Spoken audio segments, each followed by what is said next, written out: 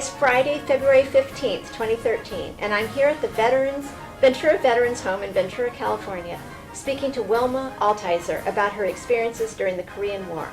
Wilma is 85 years young, as her birthday is December 13th, 1927.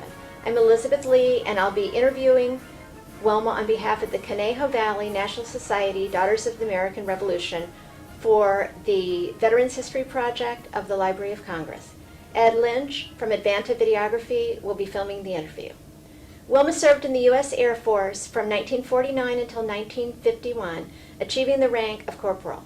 Her only daughter served in the Air Force, retiring as lieutenant colonel. Okay, let's start out talking a little bit about your background. Where did you grow up? In southern Illinois. That is a little town of Buckner. I think it is off the map now. I saved the atlas. Yeah.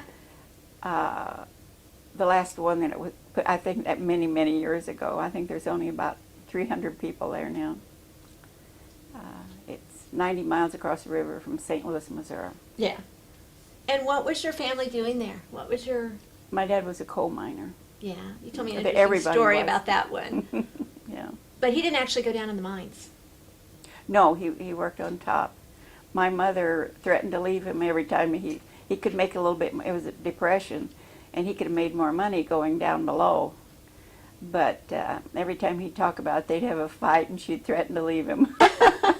So he never did. How'd you like growing up in a little town like that? I didn't know any different. Yeah. It was good. It was really good. Everybody sort of took care of each other. You didn't realize it until the depression was over. But people used to come and bring stuff and put it on your front porch if they had anything extra in their garden. Sometimes you didn't even know who it was. Sometimes there'd be a bushel of potatoes out there, things like that. No, people wouldn't have survived back then, I don't think, if it wasn't for that. Did everybody do that for everybody else? Yeah, mostly even people. We lived on the old bit about on one side of the tracks and the other. There was no tracks per se. Yeah. But the foreign people who came over to work in the coal mines, they lived in one right around the mines, and then we lived up further out. And there was almost a demarcation point between the two. But when all this happened, there was everybody cooperated and everything. Yeah. Did they all socialize together? No, but that wasn't. There was. They had their churches, and we had ours in speech and every other way. But actually, the town got along really well. Were you on a farm? Did you grow up on? It was a little. It was 4 acres, but it was big enough to keep a cow. That's our milk, yeah. And to have a very big, a large garden. I think I may have told you about Dad, what he would have extra in his huge garden. He planted strawberries, which came back every year if you took care of them. And after we would pick what we had, the first fresh ones, why the town would come down, and he would and they would, whoever would go through and pick strawberries, they would always leave. We didn't have to pick strawberries. They'd leave a couple of boxes out in front. Aww. Things like that. But my uncle did the same thing with some of his crops, because the foreign people who came and worked at the mines, they had just little postage stamp houses, and they had nowhere for a garden at all. And he knew a lot of people there, and it no trouble at all. It was good. Where did they come from? Hmm? Where did they come from? Any particular? Europe proper, but I don't know where. Just when everybody came to the States, there was a period when it was more or less open, and I mean even late, and you had no problem. You just came over here, and that was it. And they needed coal miners. There was not enough people here that would do that kind of work. I don't know, for some reason, I mean, I'm from Illinois. I didn't think of it as a big coal mining community. I didn't know why. Oh, southern Illinois is covered with coal mines, or was, yeah. I was born down there. Where were you born? Carbondale. My God, that's where the college is. That's where I didn't go to college. Did you have brothers and sisters growing up? Did you have a big family? I don't even know what was considered back. But my father had been married previously, and his wife died, and he had three living children. He had 2 sons that died, and my mother raised them. But I was the only one they had. They couldn't afford any more. Yeah. Yeah. And you were really close to your half-brother. Yeah. And what, he enlisted, did he not, or he was drafted? No, he enlisted. He tried to get in here, and get in Illinois, and he never drank. He was not, and my father wouldn't have allowed it for one thing. And they enlisted after a night out. And he came in one night, and you'd think as strict as my father was, he would have had a fit, you know. We had those old-fashioned chairs in the yard where they clattered, you know. We bought those; they lasted the whole lifetime. And my brother came in his first night out that way, and threw it. He ran into it, hit his knees, and picked it up and hit the house with it. And I thought my father would have a fit, and he closed the door when he came in. He was laughing so hard. No, he didn't do much of that around home. I guess there's no do-overs once you enlist. I mean, when he was sober, did he? Oh, he enlisted when he was sober. In fact, it was after that he did that. Oh, okay. There were so many people were in the service that there were so many jobs were open. So my sisters lived out here in California, and up around Napa, in Napa actually. And he came out here, and he went directly. I think he signed up in Frisco, as far as I know. But he and my cousin, who they lived like brothers. We used to live in a small town. And if my brother wasn't over at my uncle's house, Ivan was over with my brother. They were like brothers. I mean, they slept together. They did everything together. And my brother and Ivan signed up to take the, they always made good grades in school, but they had no college. Signed up for the Air Force, and they took the exams. And my brother passed. He was the serious one. He passed really good. So did my cousin, but I mean, my brother really aced it. He was so happy. He wasn't used to drinking. He'd been drunk the night before. He had a heart murmur, and he didn't get in. Aww. And my cousin, went into the Army Air Force. He was a pilot, and he scared all of his life. He hated to fly that plane. But he's okay. But my brother then sobered up and went to California with my sister, really sad. And he just casually walked up to the office again and took the exam, and he hadn't been drinking or anything, and he passed. And Okay, he so that was his Navy Air second Force, try. yeah. Navy Air Force. And they had to go a little bit longer to school than the Army because of having to figure how to land on Air Force carriers and get back to them and all that kind of stuff. But he was killed in a defective plane, Curtis Helldiver. And I understand from what I've been told that Canada made those, and they changed a little bit at the, I worked in an aircraft factory, so I know how those engineers are. Yeah. Evidently changed some of the workings of it, and it went down, and they lost a lot of men from that. Was there any inkling that there was problems with these? When he came home, I was a little kid.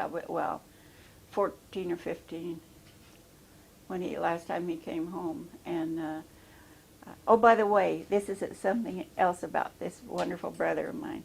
He flew this plane, and he couldn't drive a car. Oh my gosh, really? And in the service, they tried to get him. My dad says he was embarrassed. He says, "Oh, we'll get you a car," when he came home. He says, "Dad, this is my entry into infamy." He says, "Nobody else on the base Yeah. can fly a multi-million-dollar plane and can't drive a car. He says, wait till I get home and we'll get a car. Dad says, but all you would have to do, we would just get the car and turn you loose in the field. And my dad says he was embarrassed. He says, oh, no, Peter, you got to go to school. Oh, that's all right. Just go to the 8th grade again. Okay.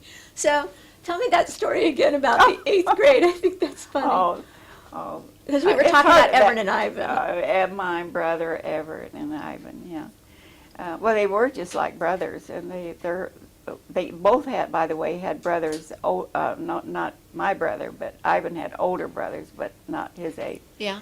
And if they slept at our house one night, and then the other, there were 2 beds open wherever they wanted to sleep. They were more than brothers, really. We never said the one word without the other. It was Everett and Ivan.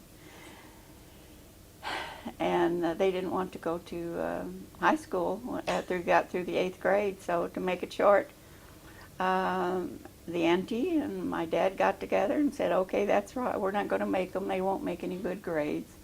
So we don't want them circulating around here and causing trouble. They'll just go 8th grade again. So they were a little bit shocked, but they went to the 8th grade again. Aced it after the 2nd. And they still didn't want to go to school after they got through. They went through 2 graduation exercises, by the way. And so the 3rd time when they said they had to go to the 8th grade again, they had to go to school, they decided to go to high school. And from there on, everything went okay for them. Now, did they finish high school before they went into service? Oh, yes.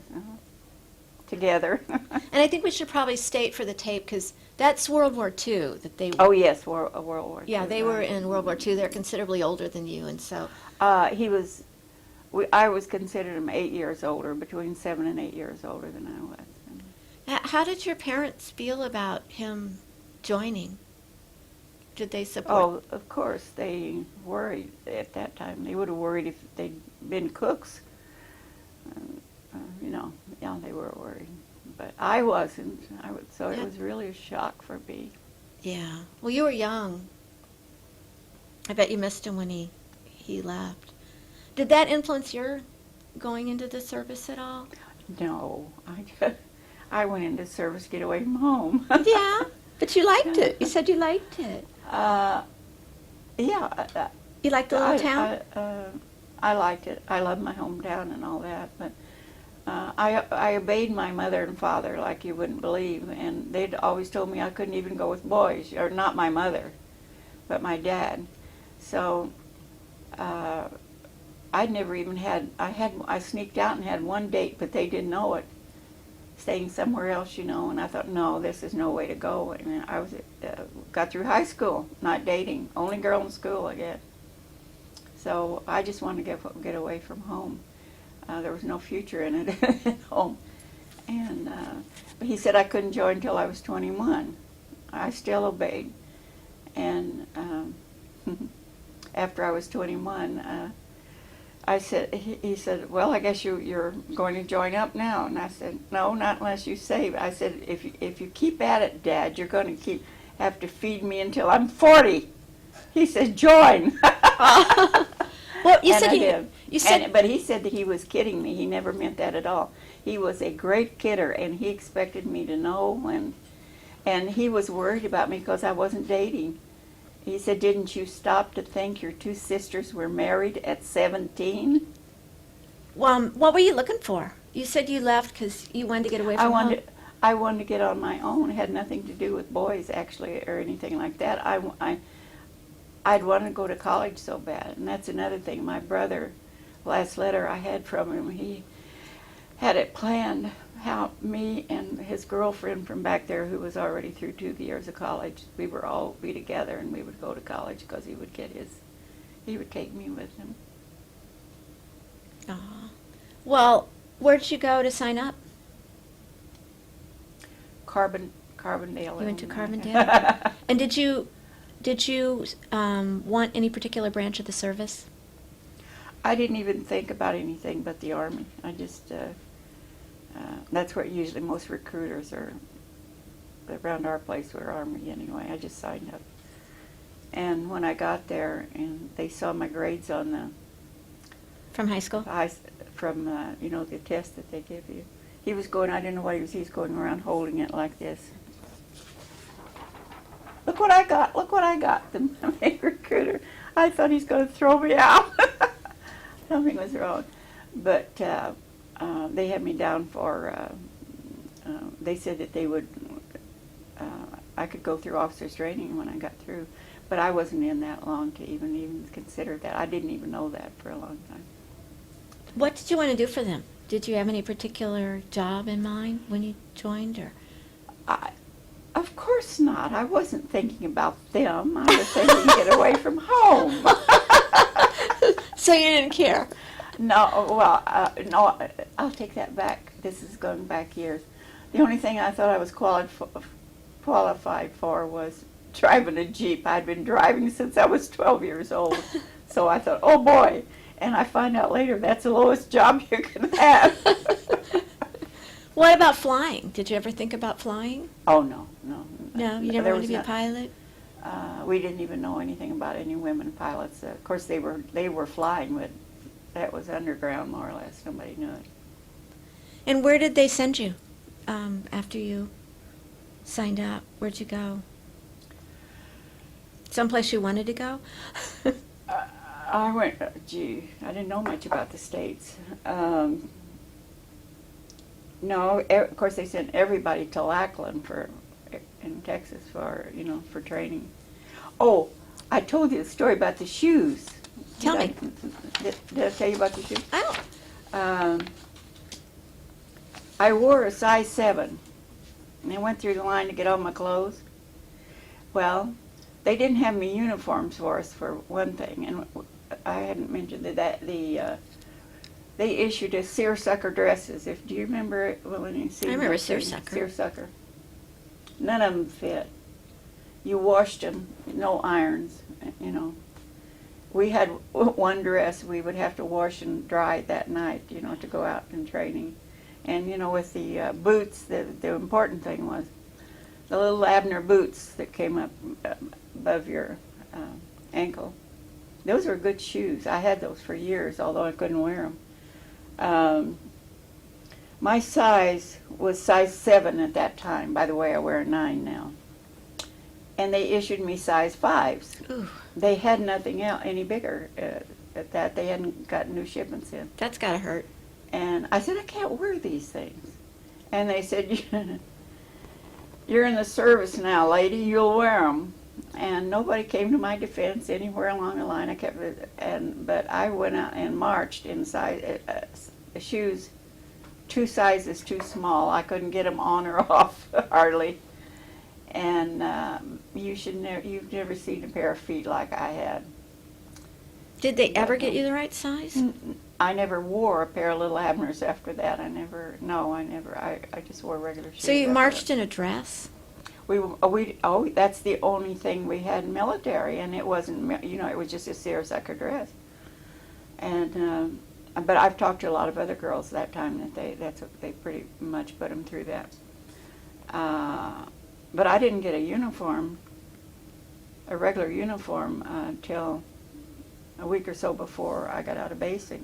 We had one, and they were getting ragged, and you actually had to do a little mending on those dresses because it was so hot at Lackland. It was in the middle of summer. We would sweat through them, and it was just like wearing wet clothes. And where'd you have to wash them out, in the sink or something? In the sink, or a bathtub, or wherever you could find vacant. There was lines to wash their outfit on, and And where'd you hang them up? over anything, the foot of the bed. And, Where did you live? What was that like? you mean then? when I was Yeah, going in to the basic. It was just a regular barrack, our first site of a barrack. But thinking back, it wasn't that hard of living, but it was a really big change for all of us. We didn't train with the men. We trained on another little base, and I can't. It was connected to Lackland. It was a flying base. I did know it, but I swear I can't remember it. That's okay. But we got our mail at Lackland with the men, except this little sub thing on the address that sent it to this other air base. But there was only a fence, wire fence separating. Separating As from the men there was where they were training and where you were Yeah. training? They wanted to keep us apart. It was so funny. Everybody, the men, the only thing we didn't have to do to take care of ourselves was stoke the furnaces. It was the middle of the summer anyway, but that was the idea, or for hot water and stuff like that. And the boys had a long line. They wanted to come down and stoke furnaces because we were all, on the base and couldn't get off. They were all taking their basic too. So, And, did you guys do the same stuff as the men in basic training? Everything except keeping up the barracks. We didn't have to stoke coal and stuff like that, but and take turns at that. But What about and weapons? I can't even. It's so many years ago. I don't even remember if we were. No, we were never on KP in basic. No. Did you receive any weapons training or anything like that? Well, I have records show, or I did have. I don't know, records showing that I'm an expert at gunnery. I never saw a gun. The men had to take that, but we got a credit for it. Yeah, oh yeah. But my daughter is a retired lieutenant colonel in the Air Force now, and she had to take the gunnery. And I remember going with her to her graduation, and there were, I don't know, countless young men who were in training would come up and they would bow. Can you believe, how the juniors are, and ask Your the daughter? lady, could they borrow their munitions? Borrow munitions, because they were actually in flight then. I mean, they were, actually on the job and training in planes and gunners and bombardiers and whatever. And they had to have that work in to graduate and get out of there. And we didn't have any. We didn't have any ammunition. And so the girls usually gave their ammunition.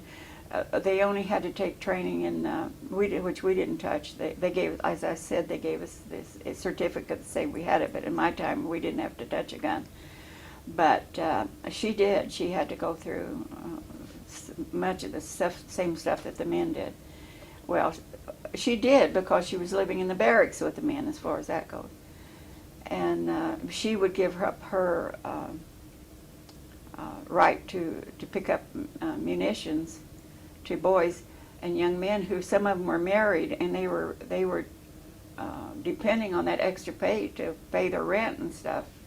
And so she told me that was the only false paper she ever signed, but she signed away her money when she would pass her test.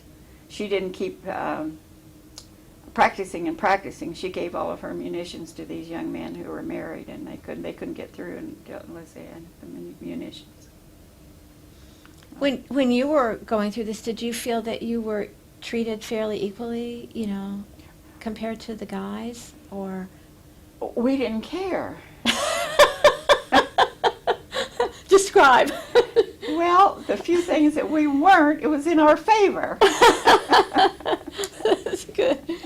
No, we had to take training as hard as the others because I never did faint and fall out, but it was the middle of the summer. I do remember that part at Lackland, and we sweat through those little seersucker.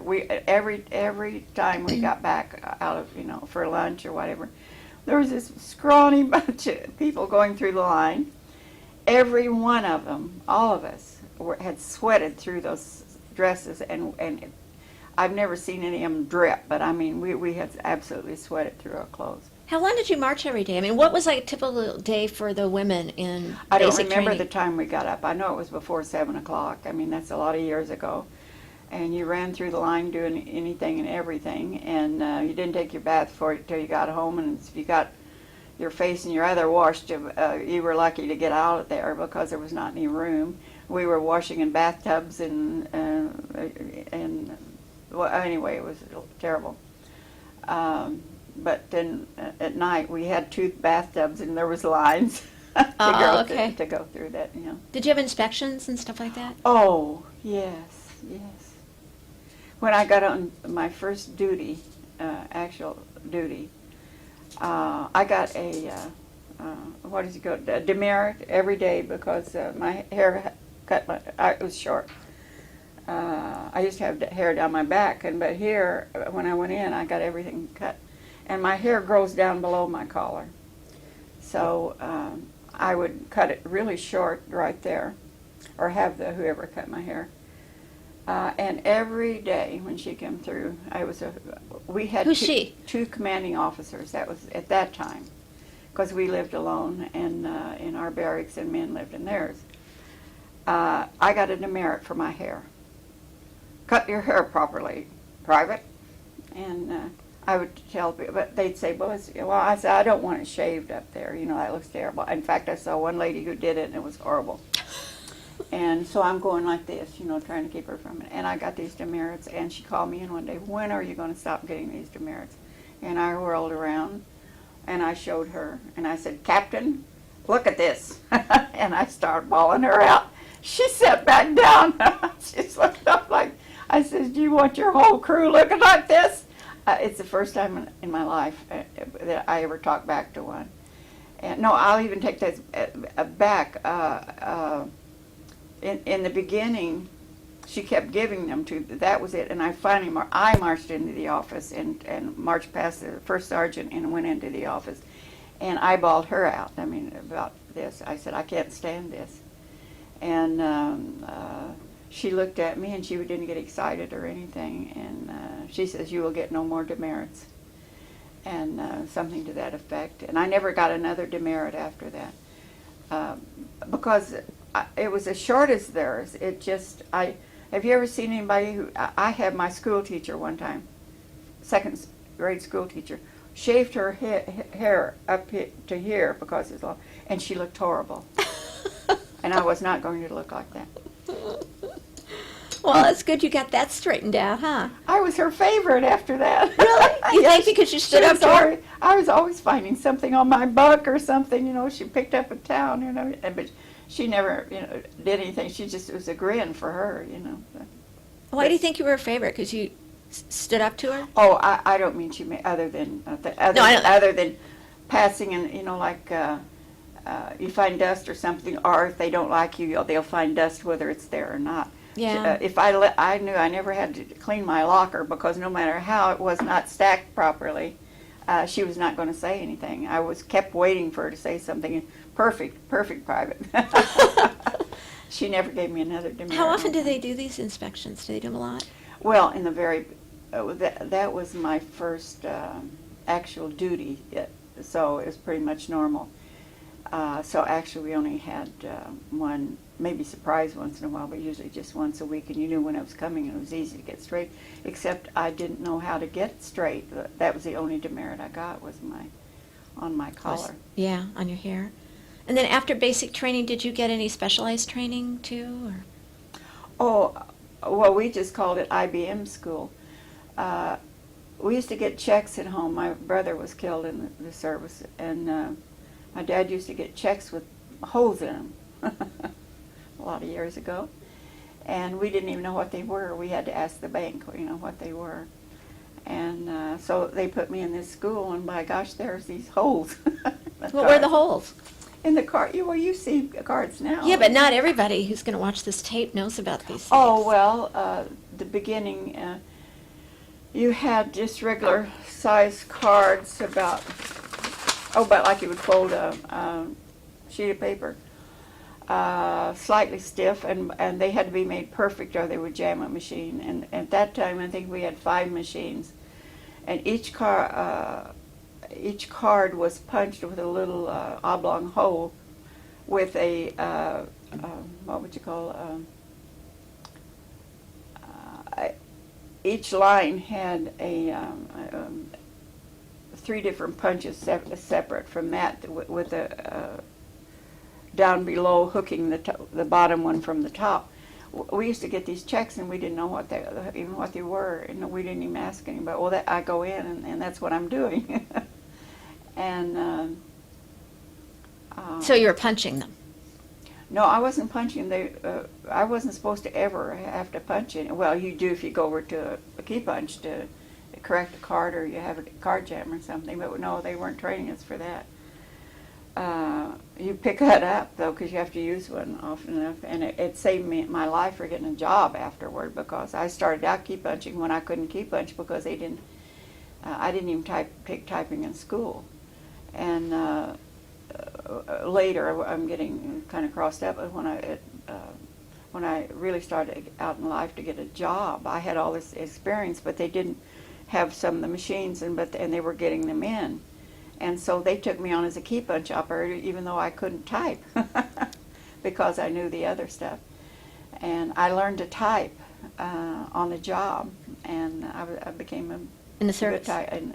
No, No. I didn't know how to type in the Okay. service, but on the job when I was Oh, supposed to okay. have been another operator. Yeah. And so that held me in good, and I ended up by actually using a keyboard after they started advancing in computers, because I had not had that training and so on and so forth. So that I worked at key punching the rest of my life as a supervisor. And well, that's not true. I'm not sure I was ever above a supervisor because I was making more. My boss came in and said, "Don't take the job when they offer it, because you're making twice as much money as you would be if you were the supervisor." Because I was actually supervising 2 shifts at that time, and I was having to come back, and they would call me at night and everything. He says, "You're making more money, and it's easier on you, so don't take it." He said, "You'll get out of here with just being a key punch operator." So I made really good money at that time. And when they were training you in the military, what were they training you for then, if not key punch? For all the other higher machines, which they graduated over the years to, well, you know what whole rooms are filled with computers, and now, I mean, big, huge computers. I knew how they operated, but I had never operated them. You know what I mean? I wasn't. This had to be fairly new. Oh yeah. Wasn't the whole computer thing pretty new at that time? I didn't even know. Well, I told you in the beginning, we didn't even know what those punch cards were that we got checks on. No, we didn't know. Yeah, right. So, and you didn't request to know about computers. I mean, I wonder why they put you in that area. Because of my grades, because my IQ was high for them. Now, when that sounds like I'm bragging about Yeah, my IQ, no. I am not, because this little area that we lived in, I didn't know about it, didn't think about it in that way until my cousin Ivan married a girl up from Chicago area. And she said that this pocket where I came from was completely uneducated and probably 20 or 30 years behind the rest of the world. They didn't expect anybody out of there. Well, a lot of people had quit at the 8th grade, or through a couple years of high school or something. They were not required. They didn't have to. And I was by myself, and I studied, and if I got a C, I got 2 C's in high school, and I cried for a week. I just took it seriously. I was just, one of those people who took it seriously. So anyway, this makes me look like a coward, which I was. No. No. I took my 2 years in high school of regular math, advanced algebra, etc. And then the last 2 years, you weren't required to take any math. And I was always afraid to get up and perform in front of anybody. Oh God, I hated literature. And so I figured, gee, math comes easy to me. I'll just take math. So I took 2 years of extra math when I was in high school. Them think, all of a sudden I'm getting credited for being that brainchild, and I just let them think that. I didn't let them know I went as a coward. And so I made straight A's through my math and everything. Well, the boys were out playing football and fooling around, and I was leading the math class. So I had all that math. That's probably helped Was it a lot, mainly women they were training in the computer area at that time, or When were men coming through that advanced training too? In the military? Yeah, when out of boot camp, when you got the specialized training. Frankly, I don't know. I have been green through everything I've ever done out of my life, and out of stupidity, I've done well. I have always been quite stupid. No, that's not true. No, I just walk through life, and whatever comes along, I do. Did they? I did the same thing. I think I sort of did too. Kind of blundered into things, huh? I never planned my life. All I was looking for a paycheck. When I really got to, when I was divorced and everything, I had no paycheck. When I married a boy in the service, and one reason I don't want to say a lot about that is because I loved him very dearly all my life. But I think he was schizophrenic. I'm not sure. But I have a grandson who is schizophrenic, and my granddaughter, he's in his 30s, brilliant. In fact, he's going to finally getting back to college and going. He's got good care here in the States, and he's going to. I think Moore Park. I don't know too much about them, but he's going back to college now and loves it now. And if you met him, you would never know it because he's getting good medicine and everything over here in the States. But he committed himself one time in England because he's half British, and they would lock him up, and they couldn't lock him up. He'd get out some way. He'd get tired, and then he'd go back, and they'd be looking for him, This is your grandson? My grandson. He is absolutely brilliant. And like I say, if you ever met him, you would never know there was anything wrong with him. But I may have said this before. They gave him some special tests at Cambridge because they lived in Cambridge County. And they gave him some special tests there, and he made 100 on them. Never been done before. So I'm not sure how many times, at least a couple of other times, they gave him tests again. He made 100 on those. And the Dons there wanted them to change the grade. They didn't want anybody to have ever made a. Maybe, come to think of it, maybe somebody had and they changed the grade. But the Dons there said that they would not change the grades. And the reason why was, of all the, they were not grading on the curve. They were grading by number, but if you graded on the curve, every one of these that he, like there are certain answers are specific. You can't, it's that. But others, where you have to write short something or other, you had to grade with the knowledge in it or in how it was written. And they went back over the papers, and he said even what he wrote was better. Actually, he had things published in, I don't know, I never read any of them. I just heard about it in the States on the East Coast. He sent in when he had him to send in the newspaper things he wrote when he was 6 years old, and they were published up until, I don't know, he was in the 2nd or 3rd grade. He was just bright. He was just utterly bright, but he turned out to be, he was schizophrenic. They didn't know it at that time. It's hard to manage. He always knew better than Mommy and Daddy. I remember once when he was a little guy, he jumped up on a table, walked across the table, and I was several feet on the other side and took a flying leap, and I caught him. Otherwise, he would have hit the floor. He was not afraid of anything here, and so they had to put through to him there. But you would love him if you know him. But he's still at home. I mean, he's.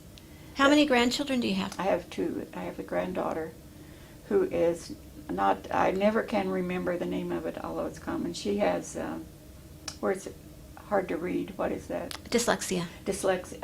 I always want to put an S instead of D. She has dyslexia, but they always gave those kids, and she has a degree from Leeds University in England.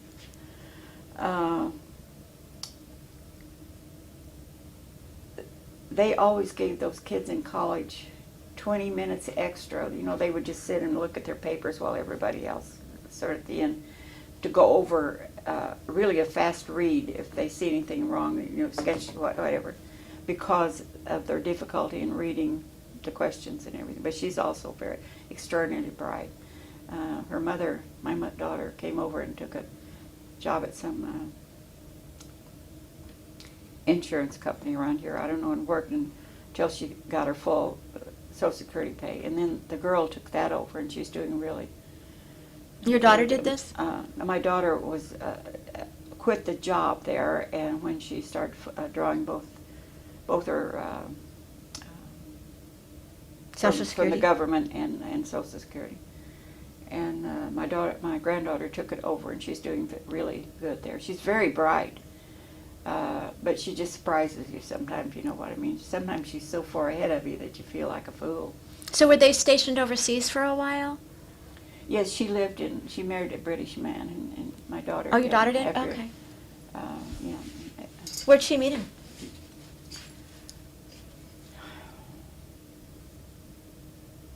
I don't know. I mean, she just lived there, and she met him. I never did ask her that. I Well, don't know. getting back to your time in the service, after you finished your specialized training, where did they send you? My only permanent base, I think that's what you're referring to, was Lackland. No, Lackland, that's not, Langley. Langley. Thank you. Langley Air Force Base, which I had no idea what it was at the time. There we go again. See, I'm this green girl just walking through, walking down here, and the grass is way up here, and I just fall into things. Yeah, but were you having a good time? It was a hard time, but yes, I was away from home. But I miss my folks anyway. I was sent there for, they didn't call it computer training there. It was, everybody just called it IBM. I still call it IBM. But that's the only really well-known product that they had at that time. Did they work you I found out what the cards were. Yeah. Did they work you pretty hard there?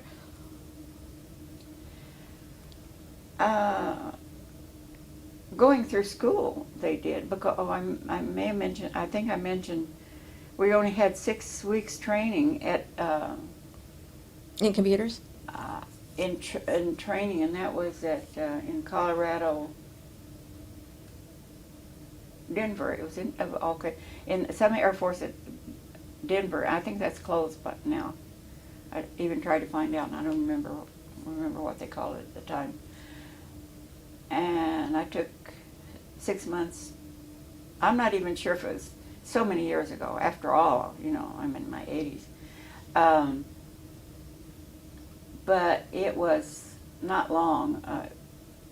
It was more than I guess about 6 months, something like that. And I walked in, and that's where I met my cards, my punch cards, to find out what they were. I didn't even know what they were when they put me in. They said they had something to do with cards. And I was really shocked. And whatever time I was, it was 6 months, I think. And then I was really sick in the middle of it for several weeks. And I didn't get that training. And when you were in Denver? Yeah. What happened? What was wrong? It was just a horrible cold. That's the only thing really I'd ever had with me, except all the surgeries later. I've had 5 cancers, but I thought I was at head of class when I was really working for it. I was a drudge. I mean, nobody would like to be around me. I was not interesting. I was a drudge. And I worked, and I was ahead of class all the way through. Well, I was out of it for weeks, in the middle. And I went back. They said, well, maybe you'll get through. But I said, oh, with the whole training, you can't get it. So they said, if you get through, you're lucky. And so wasn't at the head of the class, right? So I was somewhere around in the middle somewhere. And I didn't like that, but I couldn't help it. I got through. And anyway, when I was taking I told you this story, when I was taking my exam at the end of my little soldier, I was very nervous.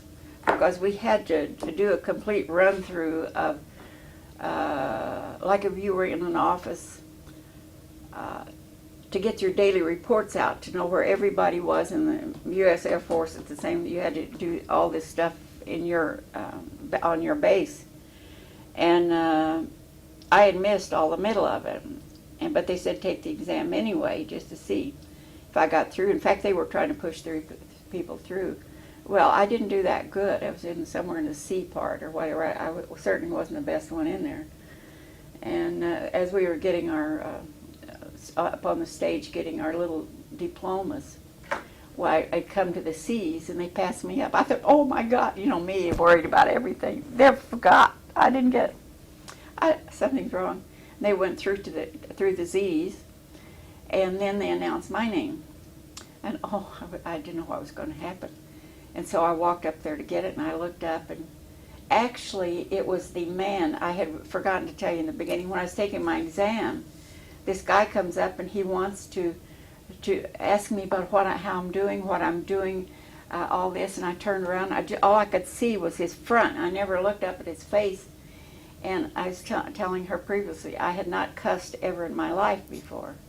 And I looked at his chest, and I said, you goddamn son of a bitch, you get out of here. I said, I want to get through this exam. And there was some coughs all over the room and a snicker or two, and he turned around and left. Well, here I'm standing up there waiting for my dismissal or whatever they're going to do to me. And this man walks up, and boy, I remembered his face because I hated his guts, because I thought, I was trying to myself, thinking, gee, I didn't make this good grade, something like a C, because he shouldn't have interrupted me. And it was that man that I had cussed out. And he was a base commander. And what did he do? He just handed it to me. All he said was, with his grin from here, you finally made it, didn't you? He cocked his head like that and walked off the stage, and I'm standing up there like an idiot walking off. But they snickered. Everybody was snickering, after that. Nobody ever said a word to me about who it was. So it was I cussed out the base commander. So I always found out who anybody was before I was even cross after that. Yeah, when you went to Langley. My dad would have beat my butt if he'd heard me say that. So was that pretty hard training? Did a lot of people not get through? The IBM part, I'm not sure. Some would leave, and we really did. Just none too of hard? us. We worked so hard and didn't even get off much. We didn't know much about each other. We were all green, and it was a new thing. And So you didn't make a lot of friends in that? I made one girl, Blanche Fontaine. Blanche, where are you? She was in IBM training with you? Yes, and in fact, the two of us girls went to, we didn't know much of each other very well, and when we were going through all that training, but they happened to send us to that same base in Virginia, and we were the best of friends, crossing country wherever we went, and we went several places together where they would send us, and then we finally ended up at Langley Air Force Base. What happened to Blanche? Do you know? She got out and married an airline pilot, and she was a stewardess on an airplane. That's the last time I heard her. She came to St. Louis, was going to through, and she didn't have time to get, she thought I lived, when I said just across the river, St. Louis, she thought she could get there fast, and it turns out it's farther Than she thought. And she couldn't make connections. And I don't know where she went after, because she got married not long after that, and I don't know what happened to her. I've tried on the internet, I've tried to find her. Of course, her name is not Fontaine now, so there are about 7 or 8 Blanche Fontaines, but I contacted every one of them, and none of them was that one. So I don't know what happened to her. What were your days like there at Langley? What did you do, and where'd you live? Oh my God. I lived in the barracks there. I married while I was there, and Tactical Air Command, which I was in, well, this is something I'm even unsure of. I was not even interested. I went through so much at that time. they left Tactical Air Command on the base. The rest of them, I believe, were sent to Stewart Air Force Base. My husband was. And Where's Stewart? That's in New York, I believe. But we tried to get together 3 times. He would phone me. You know, he was one of those sergeants that did everything, you know, moved the things. And they all do. He would phone me and say, rush up to command. The first sergeant over there has got your papers ready for you to come up here. Well, then after that had all been done and they'd been sent up, the papers sent up there, why I would get another call from him, cancel those papers. He says, I've already got it transferred back there. So we crossed. I mean, you know, we didn't actually move. This was all on paper. And we did that 3 times. And I said, Johnny, I can't ask them to do this anymore. He said, I'll do the asking. But on the 3rd time, he called me. And he said, I cannot tell you why. But don't try it any. I said, I'm not. And he said, sit. Just sit and take wherever they send you. But stay if you can. And it turned out, he says, tomorrow you know why. But go down this morning and get at the office. Don't ask the captain or ask the first sergeant to get first sergeants around the place. And he says he's already got all the papers filled out and they've been signed. You know, you just put them in front of them and they sign them. And so he told me to walk myself out. I didn't even know what that was, and he told me. And so everywhere that I had to have a paper signed to get out, women could get out whenever they wanted. Of course, it'd be 2 or 3 days usually, but I got out in a day. And What do you mean women could get out anytime they wanted? Well, I believe in my heart that the reason is because women get pregnant, right? And and sometimes legal and sometimes not. And there were there's a lot of talk about stuff like that. But women for a very long time, or quite a long time, could get out of the service if they wanted to because of pregnancy. They didn't have to give any reason. But I didn't know this reason at the time. But Johnny told me to walk myself out, and I never heard of that before. He said, all there's a long list of places you have to get signed. Just get signatures, and they all know to sign. So I walked around the base. He says, don't even ask for a ride anymore. Walk it out. And by that evening, I was a civilian. And then all of a sudden, I called him and I said, all right, you're such a manager now, I have nowhere to go. And he said, I got that arranged too.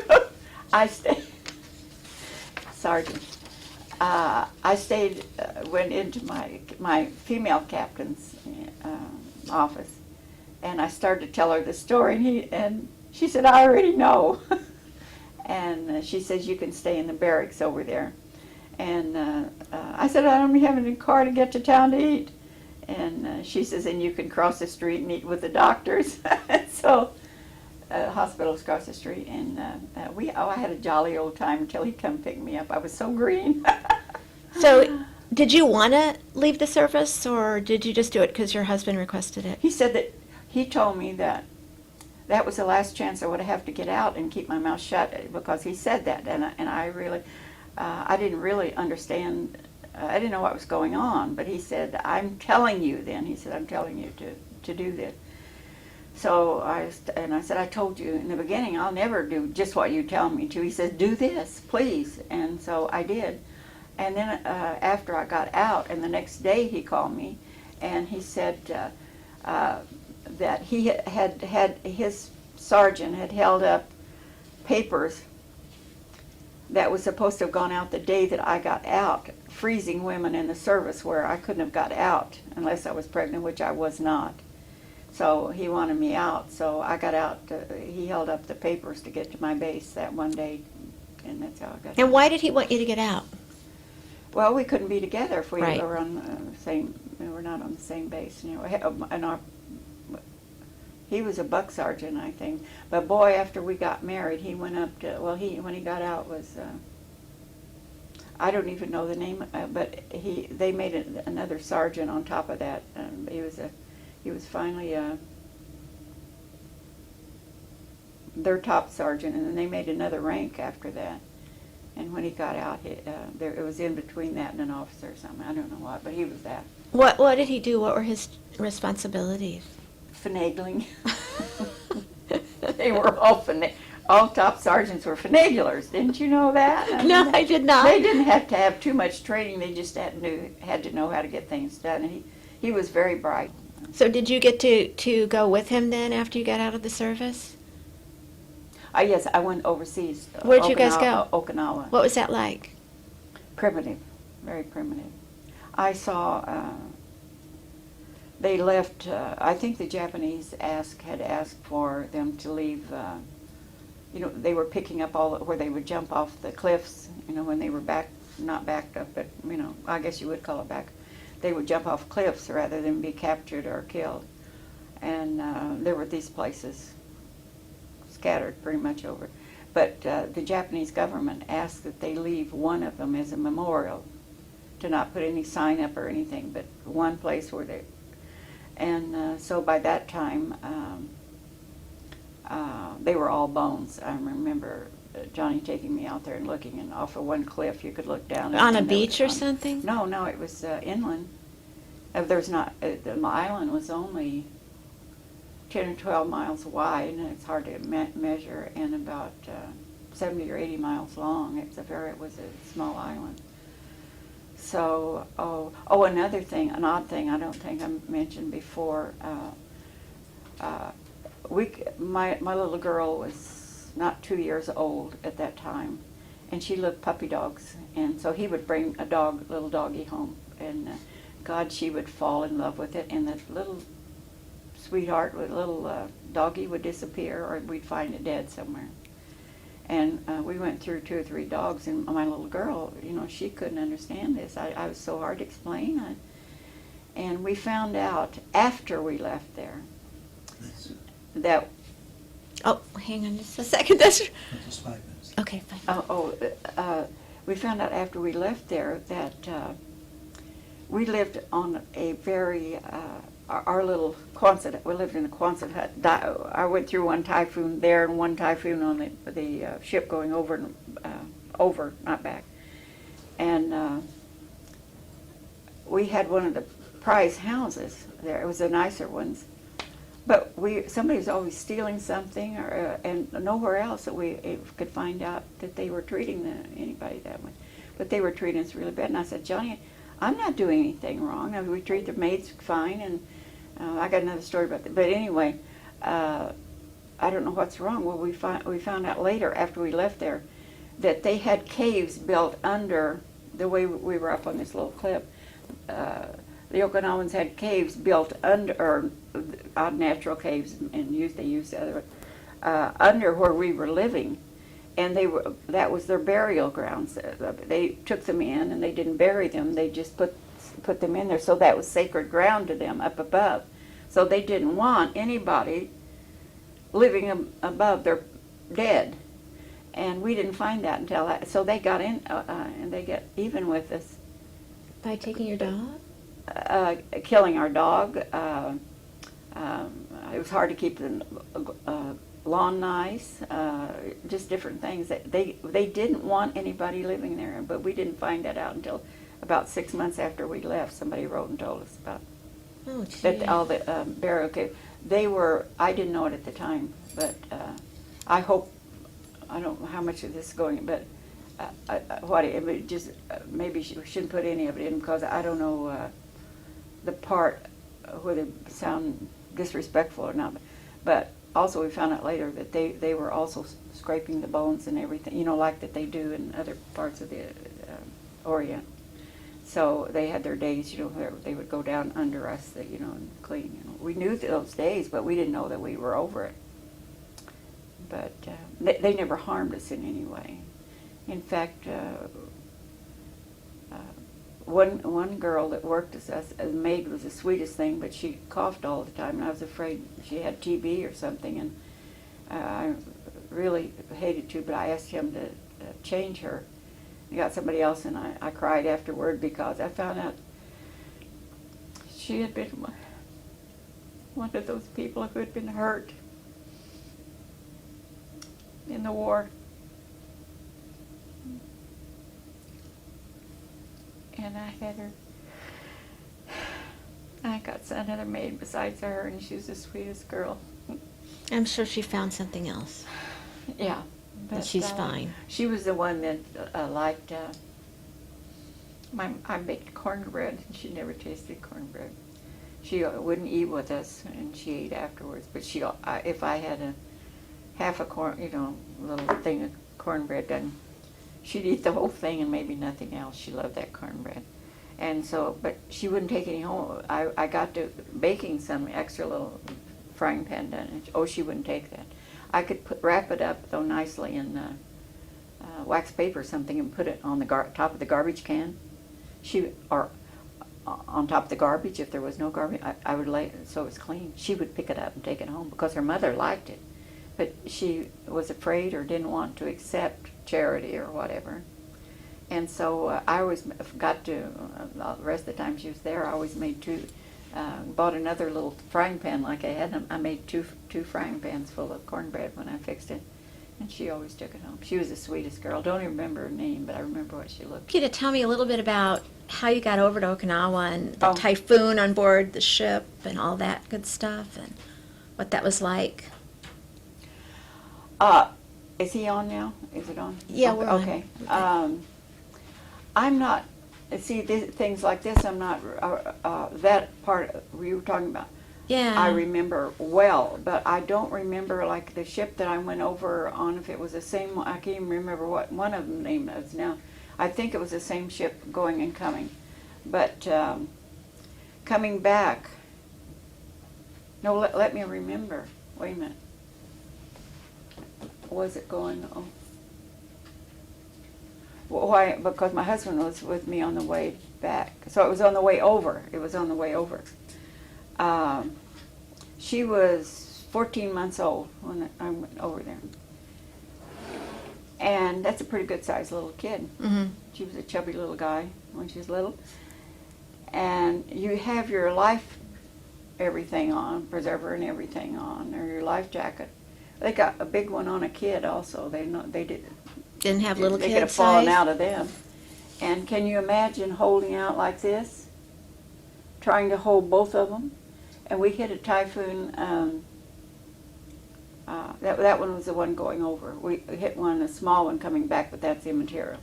But this is a really bad one. And where it was washing water up on the outside, you had to go to and from lunch on deck, or extra places to get to doctor or whatever.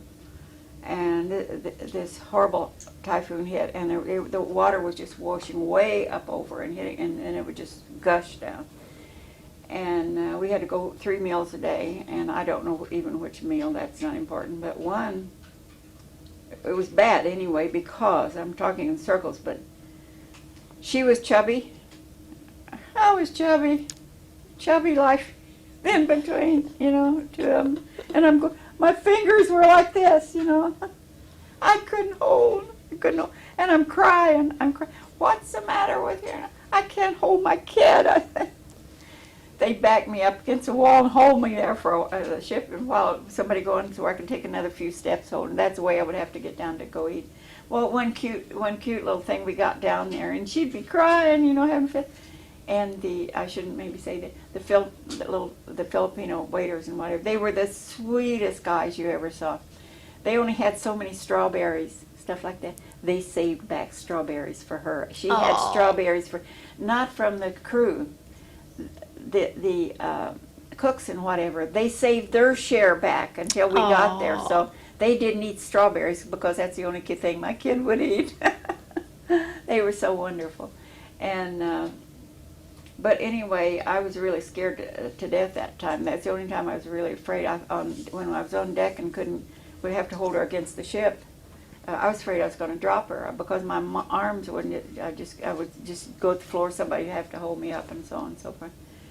But that's the most scary time I think I've ever had in my life. They would try to help me, but they had to get to where they were going also. But then we hit one on the way home. But I had Johnny at that time. So. Oh, so you went over without him? You went. Oh, yes. Oh, okay. He was already over in Okay, Okinawa. that's where I went. You have any other interesting stories about Okinawa? I almost bled to death over there. But, What happened?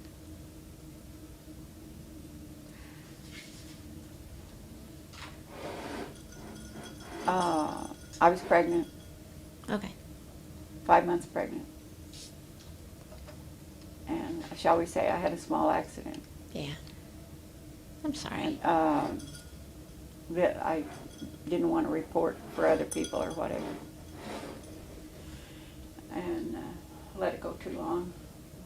Blood through the sheets, soak a whole sheet. I never saw so much blood in my life. And finally my husband came home and insisted. I give him credit for that. Our car was up on blocks where he always did his own mechanic work overseas. And how the heck did we get to the hospital? Oh, he went to, he was in charge of the place where they gave out maids and, you know, all that stuff. Top sergeant there. And he knew the general's wife. He was trying to get somebody to get me to the hospital, finally. And he couldn't, and so he thought of her. And so he went to the general's house, went to the front door, and she came to the door, and of course she knew because he always gave her the best maids.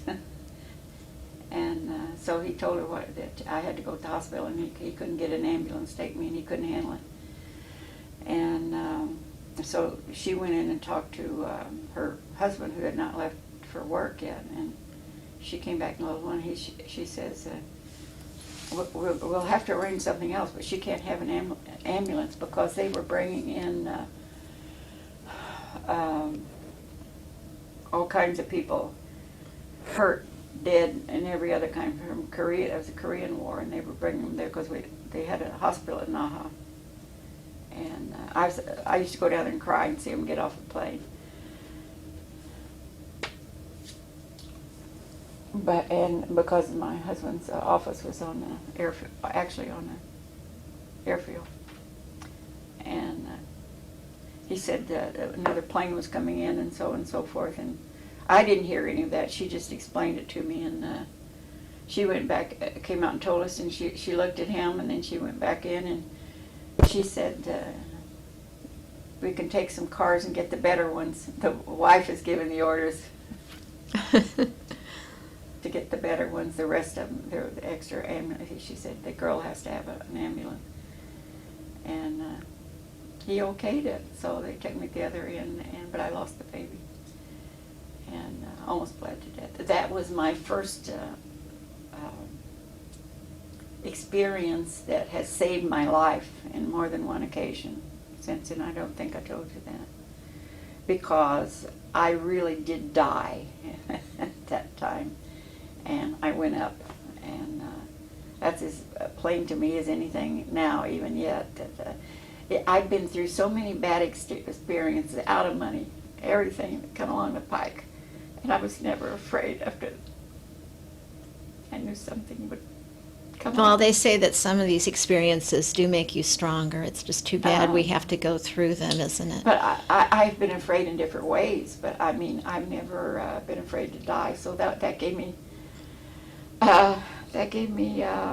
courage to get through some very ignorant, things when you're really trying, when you've never been out on your own, and then find yourself with a baby to take care of and all that kind of stuff.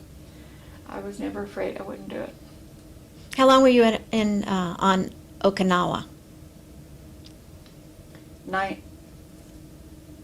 That comes to mind, 9 months, I think. It wasn't a full year. Was About that 9 a good months. experience over there, or a bad in general?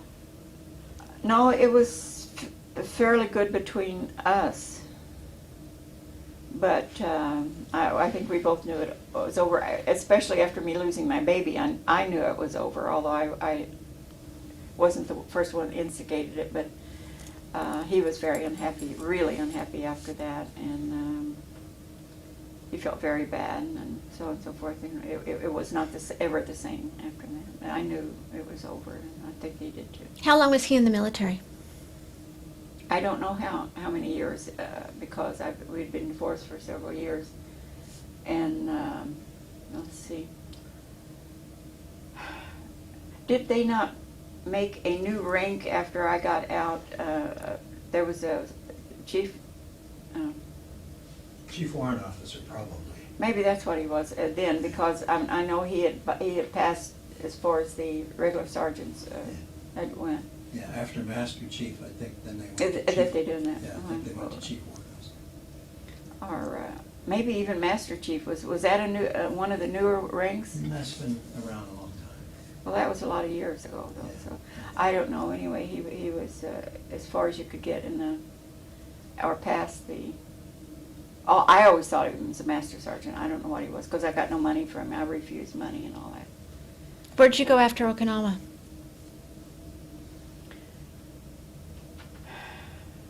I came home, of course, and went back to my folks. With your daughter? I wish she was 15 months old. No. I had gone home after quitting at Boeing Air.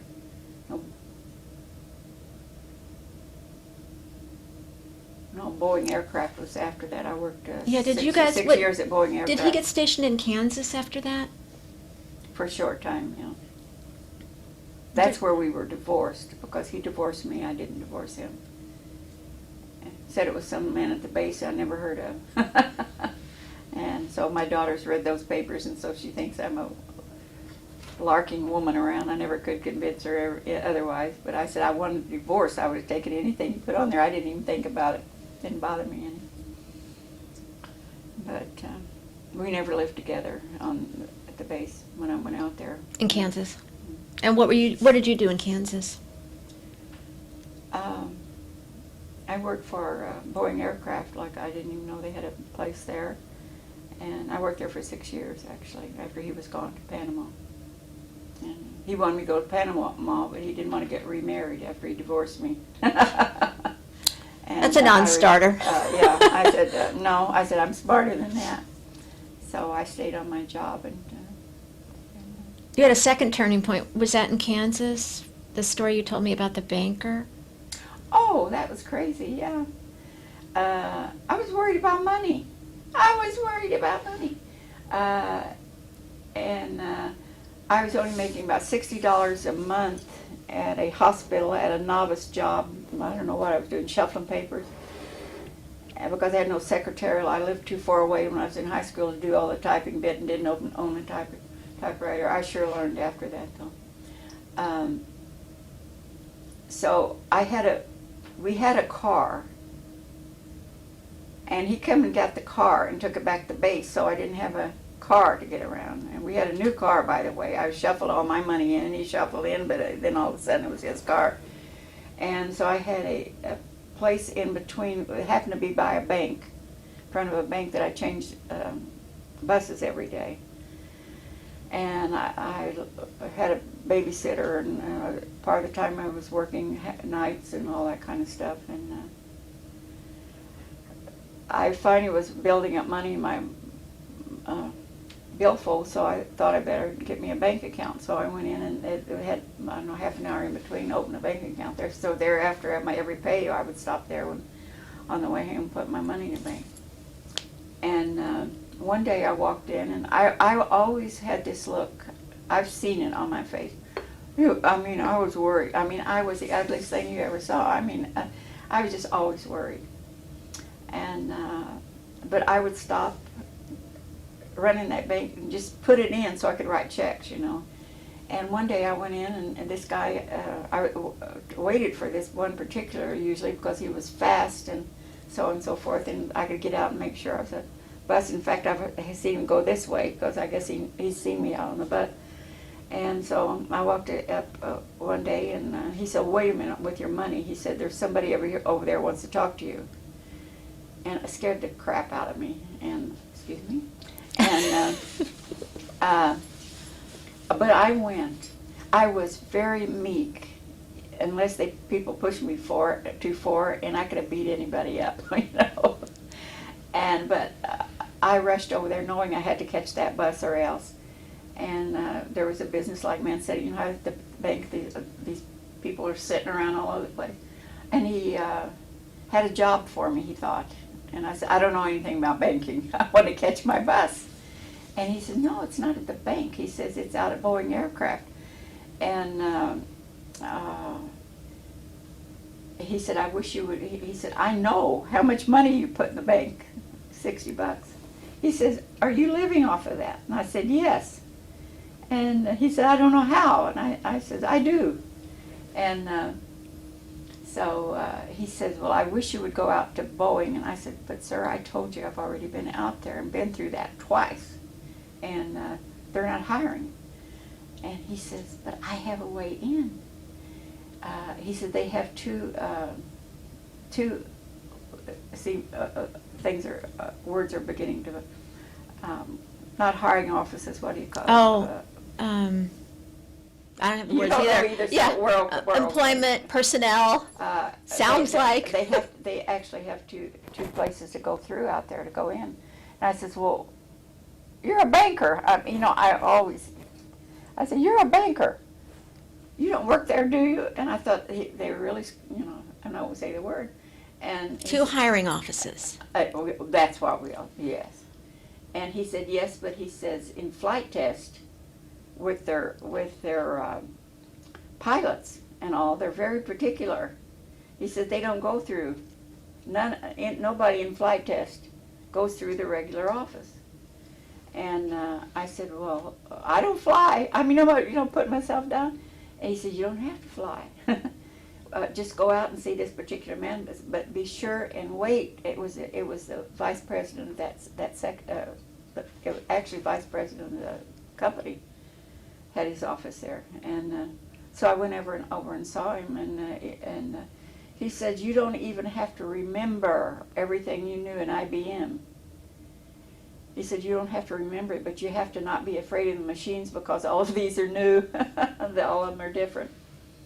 And he said, we've been having a hard time finding anybody that wanted to take a chance on it. So I said, I'll take it. And so they trained me on another machine, which was the absolutely easiest machine you didn't have to know anything to run it. It was just the idea that it had the name. It was so easy. And I worked there for 6 years and got a raise every time. What were you doing? I don't remember the name of the machine. I just ran this thing. No, at first I ran they had, I think it was 5 machines at that time that they worked on. You had to move cards from one to all the others to do different jobs, where after that, of course, one could do it. But they had pods of, I don't know whether they ever had any machines anywhere else. IBM used to build machines special that were about this big around and set about this far off the floor. And I can't, there must have been 20 or 30 of them. My mind may be stretching it or below. I don't know. It seemed like a lot of them because it was in one big room. And they had wires from those to each one of these pods all over the place. And all this machine I was fooling with was one handling all of this stuff, going through it, hitting another machine, that I didn't even have to remember what they were doing at this simple machine over here. But it made it look important. It wasn't. Very easy job. Well, I have to say, I would imagine that there weren't very many women at that time that had this skill set A lot of that people you didn't- have. Like I say, I didn't even, when I took training, I never heard of it even. But I worked there for probably 5 years or so, and Did you like it? oh yeah. Oh, can I tell him the story about multiplying the wrong numbers? Yeah. They had big sheets of paper, and you know, when you multiply something, it's a multiplier and the multiplicand, right? Or just a common number, 2 times 4. Well, this sheet had 25 or 30 numbers, maybe that long, all the way across these sheets. You'd have a multiplier and multiplier and multiplication down here. And when I didn't have anything to do, one of the God, what did they call them? They were number men. Would call me over, and he said, "You don't have to know anything. Just do what I tell you to." So they have a big sheet up here and a big sheet down here. Now they would multiply on a little hand machine, and until they could get one of these other machines open. They'd be that far along, and it might be halfway through that sheet, but that's a lot of numbers. So this mathematician was doing this all day long. This is what he called a simple little job. And so he says, "I'll oversee what you do. First I'll tell you just what to multiply." So I did this for a month or two, I don't know, for quite a while. So he went on vacation. And they knew what to do with the material after I gave it to them. So that was no big deal. It was not my business. But he said, "You know, I can't be here and we're going to get really far behind." And he said, "I don't see any reason." He said, "I've never found any errors at all in anything you've done." He says, "You just put a paper there and you multiply. You put a paper there and you multiply. And what you get done, it might take you 2 or 3 days. It takes us that long to do it. Just hand it in, start you, and they'll give you other sheets to multiply." I said, I remember the last thing I did before he left that office was, I said, "Does it make any difference? Do you do like you multiply numbers? Do you consider whether it's a multiplier?" He never said where the multiplicator multiply. I just knew in my head what he was doing. He never ever said that. He just placed the papers in front of me. And but I said, "You never tell me which is the multiplier, which is the multiplicator. Does that make any difference? Like 2 and 2 is 4, right?" And he rushed out the door. "Hell no, what difference does it make?" And off he went. He came back 2 weeks later. I had all these things that they'd gone through. And it was causing havoc in that office. They hadn't gone on the main computer because the numbers weren't right. But they checked the numbers that I was doing, and they were right. So he comes back and he does a day's and a half work on what I was doing. He walked out of the office one day and he said, "You know, I felt terrible. I really felt terrible." But they were still keeping me working what I was doing. It turns out that it did make a difference. He didn't mark which was a multiplier and which was the multiplicand, and I didn't even push that farther because it didn't make any difference. And I was just putting them on there and and that was a whole day's work, maybe doing 2/3 of one, you know. So all the time on vacation, I was multiplying the wrong way. And come back. This was, by the way, what the job was. I don't know whether this was that Florida thing or not, but anyway, my husband had run across a plane also that had fallen. It was on the runway, and they went out the next morning and it had broken too on the runway. You know, it wasn't even in the sky. And these planes were that they were working on. I didn't know what I was working on. Was that the plane in Florida? I don't know. But anyway, this was a plane that had fallen apart, and they were trying to figure out the stress on the wings and everything. That's what killed my brother, by the way. Was Canada changed the On his, what did you call those planes that he was in? He was in a Curtiss Helldiver. Right, okay. But this plane, I don't remember why. I think it was a bomber. But that's what happened to your brother's plane, the stress on the wings? Stress on the, but it was perfect when it was sent to Canada, you know. But they thought they could improve on it, so they just kept running those tests. But they finally found out what was wrong there. I'd really screwed them up. But you know, I didn't get fired. In fact, I got a raise. Well, there you go. Well, they put me through hell. They had not insulted me at all because I was underqualified for what they'd asked me to do. And, oh, by the way, I think I mentioned to you, I can't remember any of the names, but that's where our original astronauts came from, was in the other half of our office building. I knew most of those people. I don't remember half of their names, you know. Do you remember any of their names? I do remember one special office party, though. Do you? Yeah. No, I actually can't remember a single name. Oh. Now, I could for a long time. Because at the time, of course, I didn't know all this stuff was going to happen. I think I'm not I'm tired. Okay, we can stop right here. Okay. How about that? But I just want to say on behalf of our organization, the DAR, and our country, we'd like to thank you for your service. And For my service. service, all And right. everything you told us today. Okay. Thank you for listening. 'Cause I had fun of it, out of it too. I'd forgotten a lot of that stuff. It wasn't as bad as you thought it would be, was it? No, you didn't. I'm still a little worried what it's going to look, what Well, you're you going to get put a on there, chance but, to look at